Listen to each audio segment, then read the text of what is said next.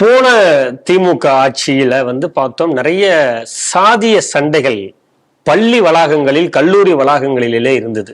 அந்த நாங்குநேரியில் நடைபெற்ற சம்பவம் மிகப்பெரிய அதிர்வலையை ஏற்படுத்தியது. அதன் பிறகு பார்த்தோம், கல்வி அமைச்சராக இருந்த அன்பில் மகேஷ் அவர்கள் பல்வேறு இதை சொன்னாரு. இந்த மாதிரி கையில சாதிய அடையாளங்களை சொல்லக்கூடிய கயிர்களை எல்லாம் கட்டிட்டு வரக்கூடாது. அப்புறம் ஒரு நபர் நீதியரசரை போட்டு அதற்கான அறிக்கைகள் எல்லாம் வாங்கினாங்க. சமீபத்துல கூட கம்யூனிஸ்ட் இயக்க தலைவர் பே சண்முகம் திராவிட மாடல் அரசு முன்னெடுத்துச்சு, ஆனா அந்த ஒரு நீதியரசர் சொன்ன எதையுமே அவங்க ஃபாலோ பண்ணல அப்படிங்கிறதையும் அவர் சொன்னாரு. இப்போ தாவேக்கா ஆட்சியில் கல்வி அமைச்சர் ராஜ்மோகன் அதே போல சாதிய கயிர்களுடன் நாங்கள் பள்ளி கல்லூரிகளில் மாணவர்களை அனுமதிக்க மாட்டோம் அப்படிங்கிறத அவர் சொல்லியிருக்காரு. இந்த செய்தி எப்படி பாக்குறீங்க? சாதி மத அடையாளங்களை பள்ளிகளில் அனுமதிக்க மாட்டோம் அப்படிங்கிறது. யாருடைய மத அடையாளங்களை அனுமதிக்க மாட்டோம் அப்படின்னு இனிமேதான் போக சொல்லுவாங்க. நீங்க வெளியில பாக்குறப்ப ஆஹா அற்புதமாக இருக்கிறது, புதுவிதமாக இருக்கிறது, திமுக பண்ணாததே இவங்க செய்யறாங்களே அப்படின்னு தோணும். ஆனா இப்ப சாதி அடையாளம் அப்படின்னா அவரே வீட்டிலேருந்து நான் வரப்ப அந்த கயிறெல்லாம் நம்ம எடுத்துடணும் அப்படின்னு. நான் கயிறு எடுத்துடுறேன், ரைட்டு. ஐயப்பன் கோயிலுக்கு வேண்டி இருந்தாலோ இல்லை கோயில் திருவிழாக்காக காப்பு கட்டியிருந்தாலோ அதையெல்லாம் கட் பண்ணிட்டு வர சொல்ல போறாங்க, அவங்க பண்ணிடுவாங்க. இந்த பச்சை டாலர் போட்டுட்டு வந்தாலோ, குல்லா போட்டுட்டு வந்தாலோ, இஜாப் போட்டுட்டு வந்தாலோ இவங்க என்ன சொல்ல போறாங்க அப்படிங்கிறது தான் ஒரு கேள்வி. அப்ப என்ன சொல்லுவாங்க, மத சிறுபான்மையினர் நடத்தக்கூடிய பள்ளியில இது முதல்ல விலக்கு கொடுக்குறோம்னு ஆரம்பிப்பாங்க. ஏன்னா அவங்களே நடத்தக்கூடிய பள்ளி சார் இது அப்படின்னு. அதுக்கப்புறம் என்ன சொல்லுவாங்க, அந்த மத சிறுபான்மையினர் இந்த பள்ளியில படிக்கிறாங்க சார், அது அவங்களுக்கான உரிமை சார் அப்படின்னு ஒவ்வொன்றா ஆரம்பிப்பாங்க. ஆனா இந்து மாணவர்களுக்கு மட்டும் இது பன்னெடுங்காலமாக நாம் பார்த்துட்டு இருக்கோம். இந்த திராவிட ஆட்சியிலையும் இதையே தான் பண்ணாங்க. இப்பொழுது தாவேக்காங்கிறது 2.0 அப்படிங்கிற ஒரு கதையை தான் பார்க்குறோம். இப்படி செய்தால் என்ன நடக்கும் அப்படின்னு அவர் சொல்லும் பொழுது, இங்க அறிவியல் தான் முக்கியம்.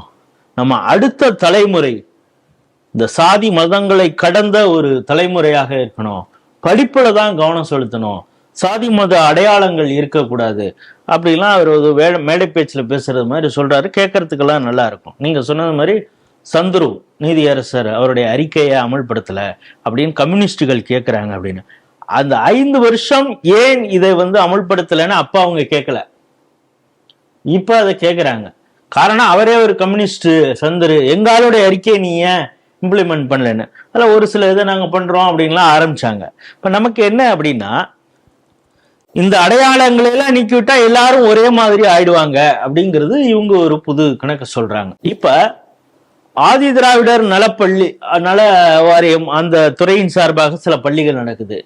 அதை சமூக நீதி பள்ளி அப்படின்னு ஆதி திராவிடர் பள்ளின்னு சொல்லக்கூடாது.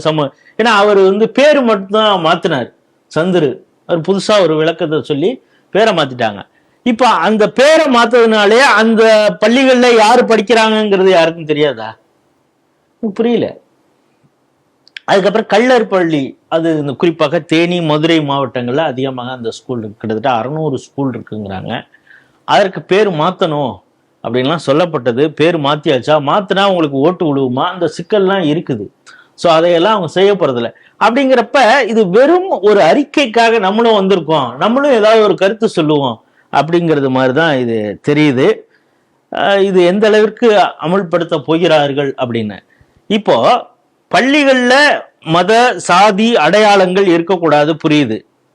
இதை நிர்வகிக்கக்கூடிய அதுல சட்டத்திட்டங்களை கொண்டு வரக்கூடிய சட்டமன்றத்துல அப்படி இருக்கலாமாங்கிறது அடுத்த கேள்வி. ஏன்னா சபாநாயகரே பைபிள் வசனம் படிக்கிறார், நான் பைபிளை விநியோகம் பண்ணியிருக்கேங்கிறாரு. அவர் ஏதோ சுவிசேஷ சபை நடத்துறது மாதிரிதான் சட்டமன்றத்தையும் நடத்துறாரு. இப்ப அதையெல்லாம் யாரு என்ன சொல்றது அப்படிங்கிறது ஒரு கேள்வி எழுகிறது. இது திராவிடத்துடைய 2.0 தான் இது அப்படிங்கிறத. இன்னொன்று குறிப்பாக இந்த ராஜ்மோகன் பல மேடைகள்ல திராவிட அந்த கும்பல்லையே இருந்தால் வளர்ந்தவர். அதனால அது மாதிரி நம்ம அவங்களுக்கே டஃப் கொடுக்கறது மாதிரி நம்ம அது மாதிரி பேசுவோம் அப்படிங்கிறது மாதிரி கொடுத்துருக்காரு.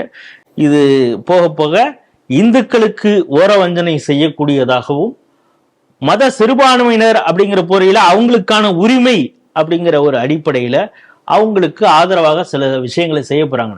இப்ப நீங்க சாதி மதத்தை கடந்து உங்க பள்ளிகளை நடத்தணும்னு இவங்க சொல்லும் பொழுது, இஸ்லாமியர்களுக்கு வெள்ளிக்கிழமை தொழுகைக்கு நீங்க ஏற்பாடு பண்ணுங்கன்னு நம்மளதான் பார்த்தோம்னு நினைக்கிறேன். UML. ஆமா, ஐதர் அலி சொல்றதெல்லாம் பாக்குறோம். அப்புறம் IUML பல கோரிக்கைகள் வச்சிருக்கிறாங்க.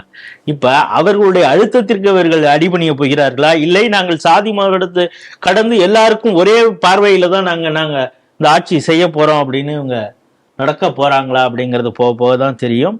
ஆகவே இந்த பசப்பு வார்த்தைகளுக்கெல்லாம் இந்துக்கள் மயங்கி விட மாட்டார்கள். நீங்க செய்யினா எல்லாருக்கும் ஒரே மாதிரி செய்.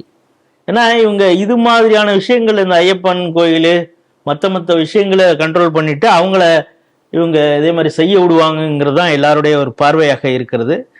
பொறுத்திருந்து பார்ப்போம். அது பிள்ளைங்களே அவர்கிட்ட இன்னொரு கேள்வி கேட்குறாங்க, ஆணவ படுகொலைக்கு எதிராக ஒரு தனி சட்டமே கொண்டு வரணும்னு வன்னியரசு சொல்றாரே மற்றவங்கள. இதை நாங்கள் முதல்வரோட டிஸ்கஸ் பண்ணிட்டு நாங்கள் சொல்றோம் அப்படிங்கிறாங்க.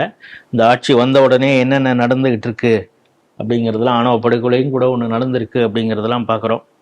இவங்களும் இந்த சமூக நீதி உருட்டுன்னு உருட்டிட்டு இருக்காங்க. ஆனால் அந்த செயலாக்கத்தில் அது இல்லை அப்படிங்கிறது தெரியுது. பொறுத்திருந்து பார்ப்போம் இவங்க எப்படிப்பட்ட செயல்பாடுகளை பள்ளி கல்வித்துறையில் கொண்டு வராங்கன்னு நம்மளும் பொறுத்திருந்துப்போம்.